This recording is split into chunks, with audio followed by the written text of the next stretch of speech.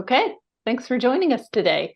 Today's webinar is about how modern living can help or hurt your child with Chris D'Adamo, PhD. He's going to be giving us insights into the top health and healing strategies from our Documenting Hope research projects, CHIRP and FLIGHT studies. And I'm also joined by Beth Lambert. She's the Executive Director of Epidemic Answers and Documenting Hope. And she can provide context and color to those studies, which aim to prove that our children can get better. Epidemic Answers is a 501c3 nonprofit that sponsors Documenting Hope, and we educate parents and practitioners about how addressing root causes of chronic childhood health conditions can lead to potential symptom reversal. You can find out more about us at our website, www.epidemicanswers.org and documentinghope.com. And so I'm Maria Rickard-Hong. I'm the Education and Media Director for Epidemic Answers, and I'm your host. We will be taking questions later on. So if you have any questions, I ask that you type them into the chat box. That way they get recorded for me and I can review them later. But we will be taking questions at the end. And we're going to be holding our first ever in-person conference. It's called Adventures in Healing, the Ultimate Field Guide to Restoring Health in Our Children. It's going to be held at the Omni Champions Gate Hotel in Orlando, Florida, over 3 days. It's November 10th through 12th. I believe that's Friday through Sunday. And we've got about 95% of the speaker slots filled right now. And we've got Chris D'Adamo, we've got Sabine Hazen, Nancy O'Hara, Martha Herbert, Anju Usman, Julie Matthews, Svetlana Muskatova, Luis Garcia, Jennifer Farr, Michelle Perro. A lot of these people, I've been going to conferences for quite a few years and I've never seen a lot of these people speak before. So I'm kind of really excited about hearing what they have to say. And on the last day, we're going to be presenting results so far of what we found out from our CHIRP and FLIGHT studies. And you can find out more about the conference at conference.documentinghope.com. And we've also just launched our new community site. It's called Healing Together, and you can get your questions answered live in our forum, our monthly community Q&A calls, and also our monthly house calls with either Dr. Heather Tallman-Room or Dr. Medea Saeed. Sometimes they both show up, which is really fun and nice. And you can find out more about the site and its benefits at healing.documentinghope.com. And just a quick disclaimer about this webinar. This webinar is not a substitute for medical advice, treatment, diagnosis, or consultation with a medical professional. It is intended for general informational purposes only and should not be relied upon to make determinations related to treatment of a medical condition. Epidemic Answers does not verify, does not guarantee the accuracy of the information provided in this webinar. And today, my guest is Dr. Chris D'Adamo, who is an epidemiologist with expertise in the relationship between modifiable lifestyle factors and human health across the lifespan. He received his PhD in epidemiology in 2010 from the University of Maryland School of Medicine and is currently an assistant professor with dual appointments in the departments of family and community medicine and epidemiology and public health. He serves as the director of the Center for Integrative Medicine at the University of Maryland School of Medicine, the first academic-based integrative medicine center in the United States with an over 30-year history that has collectively published over 1,000 peer-reviewed scientific research papers and received over $50 million of competitive research funding. Dr. D'Adamo has served as principal investigator on many clinical trials and observational studies and authored over 70 publications in peer-reviewed scientific and medical journals, including nutrition, clinical nutrition, nutrition research, a whole bunch more. And he's also a fellow at the Nova Institute for Health and Senior Research Advisor to the Institute for Functional Medicine. So, hey, Chris, welcome. Thanks for joining us today. Yeah, my pleasure. Look forward to our conversation. Yeah, and we've got Beth too. So, hey, Beth.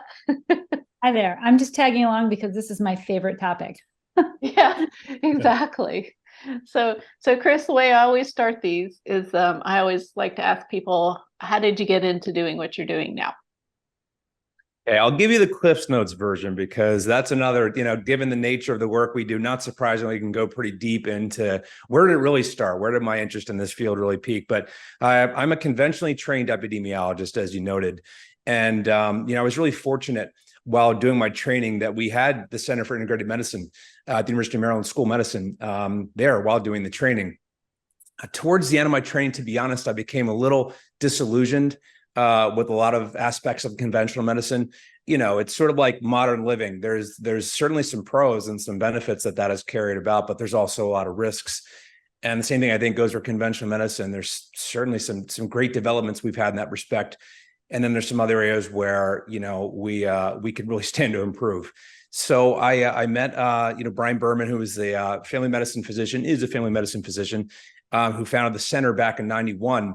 And I really got brought on to lend my experience in exercise and nutrition. I'd been a lifelong athlete and had been really influenced by my grandfather, who lived to be over 100 years old, and attributed much of that to his lifestyle. And I always thought that was really cool that he was like, playing golf and tennis in his late 90s and so on. So started out, really doing work with older adults. But as time went along, really brought this across the lifespan, and then broadened my interests from exercise and nutrition into environmental toxicants, into the impact of stress on all kinds of stressors, internal and external. So things like EMFs and air quality, water quality, all these types of things. And I personally work all these into my own life too. So it's just such a blessing to be doing work that you can incorporate into your own life. And I have a young son, so that's what really piqued my interest in, childhood health and the concern over the fact that, our children are in the midst of a severe chronic disease epidemic, and really trying to get to the bottom of that in terms of what are the risk factors. And what can we do about it? So that's a short version. All right. Well, I took a look at your research and of your over 70 public peer-reviewed published journal articles, and a lot of what you study is what we call total load. So things like personalized wellness, nutrition that you spoke about, integrative medicine, movement, exercise, gastrointestinal health, the microbiome, sleep, toxicity, and it fits so well into what we're doing here at Documenting Hope with our studies. So maybe you could talk about total load, which is what you've sort of been investigating. Why does it matter? Yeah, well, and that's one of the things that really attracted me to organization was the fact that I think there was recognition that it's, a lot of times we think of a single, or, researchers will focus on a single risk factor or a single modality to treat something. But in reality, just given the breadth of the work that I've done, it was very clear that there are many risk factors that are contributing to chronic disease across the lifespan. And this concept of total load that we talk about Documenting Hope is something that's actually quite well established. It really other stages of the lifespan, I'd say through middle age and into older adulthood, there are hundreds of papers on this subject. And essentially it's just that sometimes called the total allostatic load, but it's the sum total of stressors that we're experiencing. You named a bunch of them, I named a bunch of them. And there comes a point at which we can no longer tolerate those stressors. Our internal and external, manners of dealing with stress it's surpassed, and that pushes us into a state a lot of times of preclinical need. We can look at this in biomarkers in labs and some of those types of things, and then ultimately that manifests in disease. And I think there's chances to intervene before we get to that point when there's disease. But fortunately, once there is disease, we can apply this same total load, I would say, paradigm or lens at looking at health and reverse disease and many chronic conditions. So again, the total load's been associated with all kinds of things, cancer, cardiovascular disease, but there is a need that's been identified to look at this for children. There's not been as many studies among children, and there's certainly not been as many that go as deep, I would say, as the CHIRP and FLIGHT studies of Documenting Hope are doing. Right. There was the one by the Environmental Working Group, Body Burden. It was back in 2005. Yeah. And that's probably the biggest one that I know of that sort of looks at everything as far as toxicity goes. But I mean, you go further and talk about all sorts of total load Yeah. But yeah, maybe talk about how it's affecting kids more these days. Well, I think, again, there's been a few studies in kids and there's systematic reviews. So again, this is not really a controversial topic. Total load is a very important way of looking at disease. When it comes to kids in particular, we do see this tremendous increase in the prevalence of a wide variety of chronic diseases among children. So things like asthma and allergies that are sometimes viewed by some to be part of the normal childhood experience, but they really ought not be. I mean, this does not need to be part of the normal childhood experience, Right. but others like autoimmunity, autism, and so on. So we know that we've seen just these dramatic increases in these chronic diseases, and most likely it's the same kind of thing. It's like there's all these stressors that we're facing with our diets, with chemicals that we face inside and outside the home, excessive medical interventions. There's a wide variety of stressors that are there. I think this is probably the most fruitful way of looking at it, because you can look at chronic diseases, and if you looked at a single one of these risk factors, you can find someone who has a chronic disease who doesn't have that particular risk factor. But if you look at the totality of all these risk factors, they probably have one of them or some combination of them. So I think that's going to be a more productive way as a field for us to be looking at these types of things. Right. And that's what our CHIRP study is doing. Beth, maybe because Chris, you're new here. Sorry, I forgot to say that you've only been with us for a month or something like that. Maybe thereabouts. Yeah. So maybe Beth, you could sort of give the history of what we've been doing at Documenting Hope with the CHIRP study. Yeah, well, one of the things that's so exciting about having you join us, Chris, is that you bring epidemiology and that whole field and that perspective to us, which we didn't have when we designed the CHIRP study. When we designed the CHIRP study with Martha Herbert, who preceded you as a principal investigator, we were trying to figure out, how does one document what's happening to children in the modern world? Like, how do we, assess what's causing all of these chronic health conditions if we don't have a good way of measuring, what they're exposed to or what their lives involve? So the CHIRP study is a very comprehensive survey. It's over 900 questions long. And really the intent with designing that study was to basically find out, like, what are kids eating? How, are they sleeping? Are they pooping? What was the prenatal situation like? What was the preconception situation like? What are the parental health profiles? What do those look like? So it was really meant to cast as wide a net as possible to try and get as many environmental variables as possible into a parent-reported survey, so we could really begin to understand what is it that's driving this chronic illness epidemic. So what's exciting to me, like I just mentioned, is having the epidemiologist viewpoint on this. And I would love to get your perspective, Chris, and share with our audience why you think this is or has been a challenge for epidemiology in the past. Like, why hasn't this been solved already? You know what I mean? Like, I came into this 15 years ago being like, wow, there are a lot of impacted kids. What the heck is going on? And I don't really see that, this has come out of academia yet with the answers or the solutions. And there's tons of parents out there that are waiting for it and looking for the answers, and they haven't arrived yet. But I wonder what your perspective is on that. Oh, happy to talk about it. I'm going to give an analogy that I often do when teaching medical students. Let's take a look at nutrition, for example. So epidemiology as a tool is extraordinarily useful, but can also be misapplied, and it can be incomplete if you don't think about the full suite of risk factors of something. So if we think about nutrition, for example, we've seen everything from, we're looking for the silver bullet.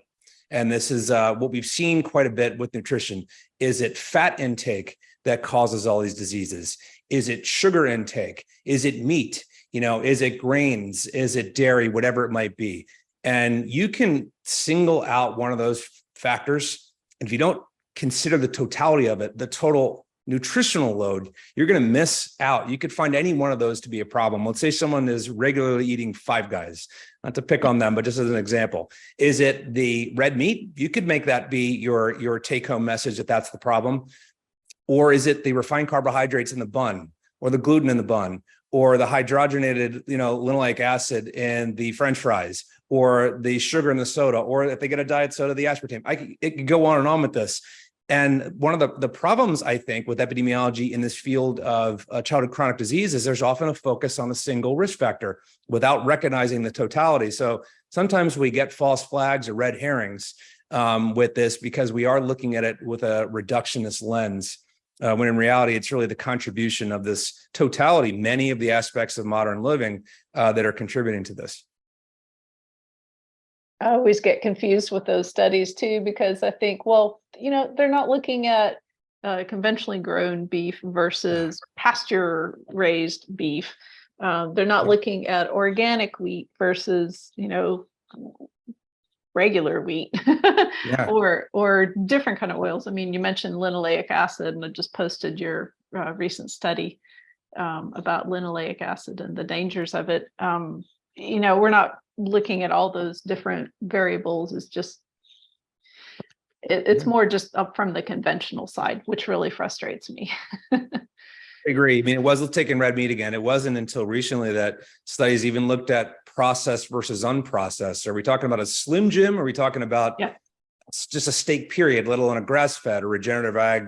So it's like, and then you could apply the same thing to carbs. Are we talking about blueberries or are we talking about Twizzlers? It's like, you could look at a million examples of this where if we get too reductionist or paint with too broad a stroke, we get a problem. And I think you have the same issue if we look at, any one single aspect of the exposures that have been associated with, childhood chronic illness. We're going to run into the same kind of situation. You get this healthy user effect, people who tend to do a lot of things, healthy. There's a general, it's tough to single things out of that. You get a kind of what we call sick user effect, or those that aren't that interested. They have a bunch of behaviors that will travel together that they're difficult to qualify or quantify. So this is the challenge. I mean, the beauty of CHIRP is that with 900 plus questions, as Beth mentioned, able to really get into the weeds. I mean, there's not too much there that probably hasn't been assessed. So then the question is, how can these all be corralled? And there's indices that Randy Reiser and Martha Herbert had developed and continue to be refined, where you could package together some like antibiotics and other kinds of dietary factors and so on that will kind of say lasso all of those different risk factors that might fit into a certain category or index. Right. Beth, did you want to comment on that? Or I had a question for you, Chris, about science and how it, like the reductionist piece that you mentioned, how, we may look at one particular molecule, one particular toxin, one particular lifestyle factor at a time. What are your thoughts about getting papers published and the politics that go into it and factor into it, and why we see some research but not others, or why we continue to look at just one factor at a time? Like, can you talk a little bit about, you've published over 70 papers, you have a lot of experience in that world, and what it takes to publish and what sometimes motivates those papers to come out, why they make it out and others don't. And there's a number of different levels on this that I'll touch upon. One is that reductionist paradigm that you mentioned. So it's the 70 papers that I have been hard earned in a lot of ways, and others that do the kind of stuff that we do, because a lot of times we're doing multimodal interventions, and that could be harder to get published than it would be if you're looking at a single molecule, or you're just mining data sets for whatever it is that your expertise is, whether it's like whatever it is, vegetable intake or exposure to smoking or something like that. So when you're doing multimodal, it can be challenging for some people, because a lot of times they want to know what the active is, even in studies of like an herb. Well, what is the active? We know that there's this entourage effect where there's a lot of different actives that are in an herb and so on. And then you get into multimodal interventions. One intervention we did with kids in Baltimore was a summer program. So a lot of kids in underserved areas of Baltimore face some serious, environmental threats to their health and so on. But it was actually an urban farm, so they were out in nature, they were eating, it was a nutritional component, they were active, we did physical activity. We did stress management. So there's all these kinds of, and then like during the first, we actually got it published in our second target journal. The first one said, well, what was the active with this? It's like the intention is the synergy actually. So that's kind of tough to get around that. But I do see that the field is changing, and there's recognition that, that there's synergy between different, intervention components. Then you get just the politics of journals. I mean, certain things are going to be harder to publish, even you're going against the convention. there is this kind of herd mentality in terms of, when you get something that's, the convention, you may really be pushing for a long time to get that convention to change, and you get journal advertisers, and I won't get too deep into that, but there's a lot of different